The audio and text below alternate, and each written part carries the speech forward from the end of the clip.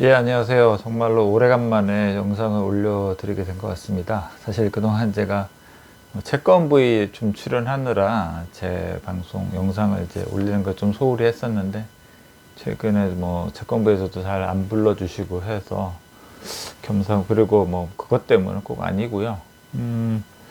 중요한 좀 이슈가 하나 있어가지고 뭐 업데이트 해드릴 겸 해서 영상을 찍게 됐고요. 최근에 이제 금값이 뭐 갑자기 좀 계속 올해 들어서 많이 올랐고 또 최근 들어서 아주 이제 급등을 하고 있어서 관련한 말씀을 잠깐 드리고자 합니다. 근데 이제 전에 제가 올렸던 영상에 관련된 내용이 있어요.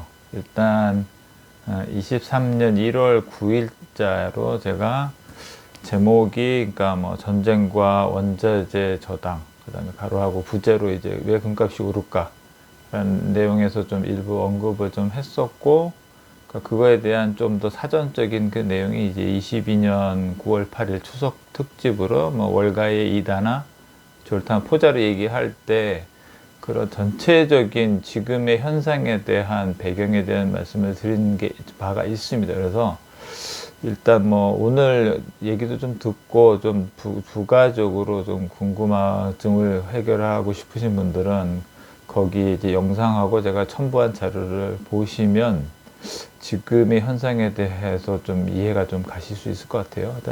일단 결론적으로 거기 이제 최근에 이제 금값이 오르는 그런 거에 대해서 요약해서 말씀을 드리자면, 영상과 이전 영상과 좀 결부해서 말씀을 드리면은, 결국에는 뭐 여러 가지 이제 뭐 시중에서 이 이야기들이 많이 있는데, 일단 그런 얘기는 그냥 제가 중복되는 얘기는 하지 않겠습니다. 제가 가장 중요한 포인트는 결국에는 이제 달러 블록을 이제 피하려고 하는 이제 뭐 일부 뭐 브릭스 플러스 진영들이 결국에는 자기네들만의 이제 결제 메커니즘을 지금 구상하고 있는 과정이고, 지금 이번 주에 이제 러시아에서 브릭스 플러스 회의가 열리고 있습니다. 그래서 그런 거에 대한 것들이 구체적으로 논의가 이제 될 것 같아요.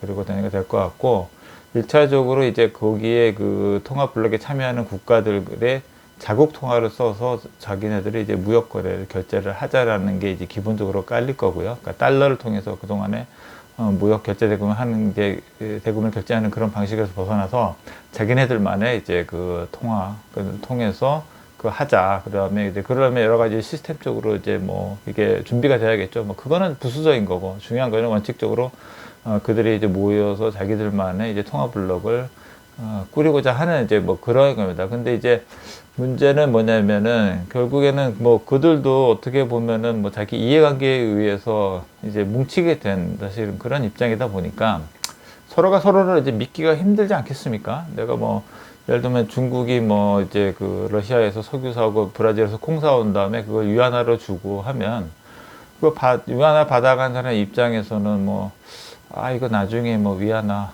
이거 뭐 나중에 내가 다시 받을 수 있을까? 약간의 뭐 그런 의구심이 있을 수 있고, 뭐 예를 들면 인도네시아하고 뭐 예를 들면은 뭐, 저기 인도하고 거래를 했다. 그런 경우에 서로 간에 이제 뭐 서로가 서로에 대해서 뭐 좀 더 신뢰가 좀 없는 경우에, 과연 우리가 이제 그 비달러 통화 블록을 이제 한다고 하지만 뭔가 여기에 대해서 중심을 잡아줄 만한 그런 매개체가 없을까라는 고민을 하게 된 거죠. 결국 그 중에 하나로 사용하게 될, 그 하나의 이제 보완적인 매개체로 사용하게 될 게 이제 금이 될 가능성이 지금 매우 높은 상황인 것 같아요. 그래서 최근이 아니고 올해 들어서 이제 그런 그 중앙은행들이 금을 매수를 많이 했다는 뉴스는 좀 들으셨을 겁니다.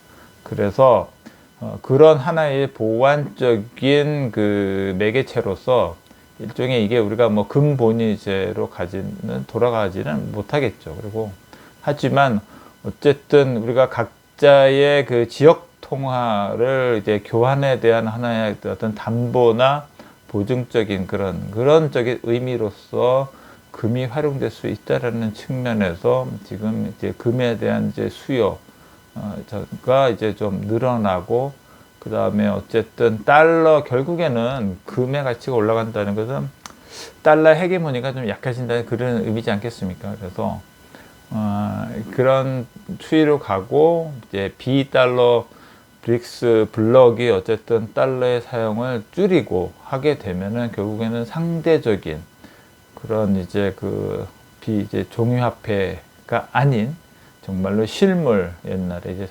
역사적으로 실물 결제와 그 가치 저장의 수단으로서의 금이 하나의 역할을 하게 될 것이라는 거를 그런 기대 하에서 저는 금값이 올라간다고 좀 생각을 하고 있습니다.